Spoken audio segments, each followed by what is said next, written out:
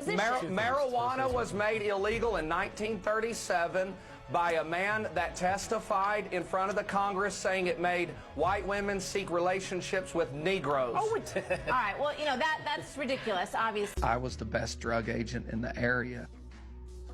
There's not a day that we don't put somebody in jail for narcotics. We're finding mainly marijuana. I only had 5 miles of highway in my jurisdiction, and I made over 100 drug arrests in 1 year. The most cruel, horrible tragedies a human can go through because it's so terrifying.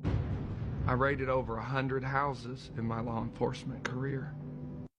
The one that really stands out in my mind was, I remember a blonde-headed girl with blue eyes, like my daughters. It almost seems like it was one of my daughters now. And she had a brother, and they were so scared. And we ripped that family apart for a bag of pot.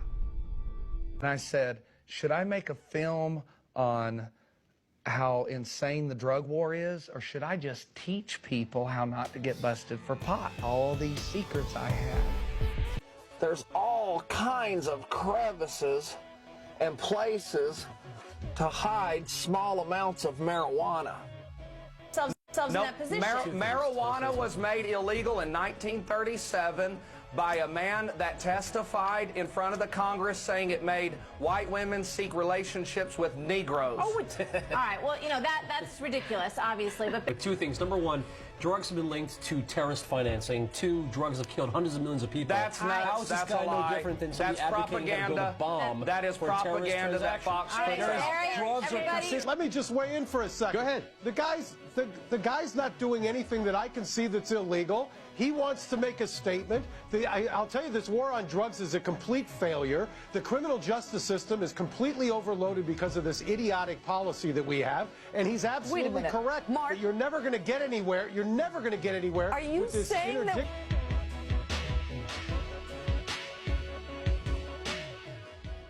You know, Barry, you were so good at busting all those citizens. You should start busting some of these crooked cops. And I'm like, yeah. This camera's ready. All right, well. Hey, I'm Barry Cooper with Cop Busters. Why are you in my house? I'm busy making sure these Odessa cops quit planting drugs on people. We're not giving nobody no hassle. You did too. Y'all planted drugs on Yolanda, and she's in prison because of it. That's giving people a hassle.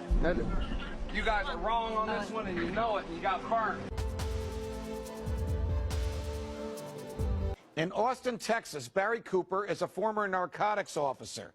He is also a candidate for Texas Attorney General. His outspoken advocacy for the end to the ill-begotten vice war has brought him under the ire of the state, declaring him an unfit parent. The state has taken away his child, Zach, and cited as a specific reason that Barry and his wife, quote, are unsuitable and create an environment where the children believe the government is out to harm them. One has to wonder, how much harm has Mr. Cooper done compared to the government, stealing property, stealing freedom, and in this case, kidnapping his child? Well, we had done a sting a couple years ago in Odessa, which resulted in the release of Yolanda Madden from prison. The judge realized that she had drugs planted on her, and we were successful getting her out of federal prison. Coming off that success, I went into Williamson County and hid placed a bag in front of a Captain Nassar there that had money, a simulated crack pipe, and a hidden GPS unit and a drug ledger. And I filmed him throwing that bag in the garbage and keeping the drug money. I had an HBO film crew there with me when we confronted the chief of police, and I aired it on YouTube for free for everybody to see this captain stealing money, and 5 days later, that county raided my house.